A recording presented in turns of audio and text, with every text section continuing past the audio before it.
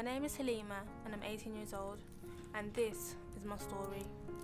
I'll start at the very beginning where it all came crashing down because I made one mistake by ignoring all the signs. I wasn't the type of girl to fall head over heels over a guy, but I did, and I felt hard. I remember it so vividly as if it was yesterday. I was in the library struggling with my maths homework and I was so frustrated. I kept trying to memorise all the equations, but I just couldn't. I've been struggling for the past year and I just really wanted to get my exams over with.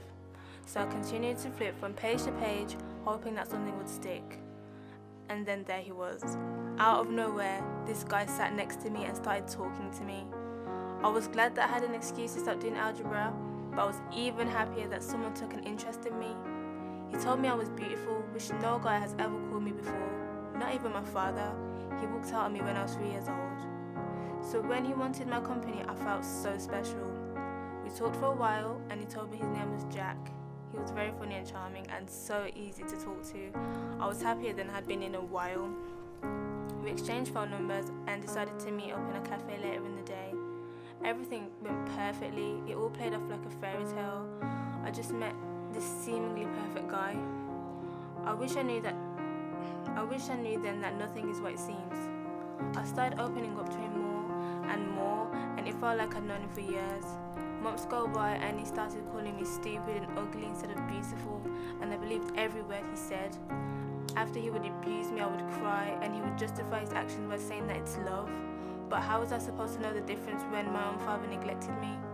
I should have left from the start, but I kept ignoring the signs because I didn't want to be alone. He hated it when I spoke on the phone with my friends. One time he yelled at me over it, calling me all kinds of names, and then shoved me as if I was nothing. He would accuse me of cheating and blame me for everything bad going on in his life. I felt numb, scared, alone. I felt like I couldn't tell anyone. He told me that if I left him, no one would love me the way he did. I remember attempting to seek help after he had beaten me. I wanted to email one of my most trusted teachers, but I lost the courage. I felt like it was all my fault. After he mistreated me, he would leave my house furiously and come back later with gifts and apologise, and I would always forgive him and let him back in just for the cycle to go on and on. But sometimes I would just look in his eyes and I would see Jack from the day we met, so kind and charming. I believed that our relationship would change, but it never did. I started reading other people's stories about their abuse and it gave me strength. I needed to seek help. One day after college, I decided to call the domestic helpline and I told them everything from start to finish. For months, I didn't know what to say, but now the words were rolling off my tongue. And for the first time, I felt safe again and I felt like I mattered. I broke up with Jack and managed to get a restraining order. It took a while for me to see the beauty of things. Everything felt absurd and it took a long time to get back to socialising and getting on with my own life.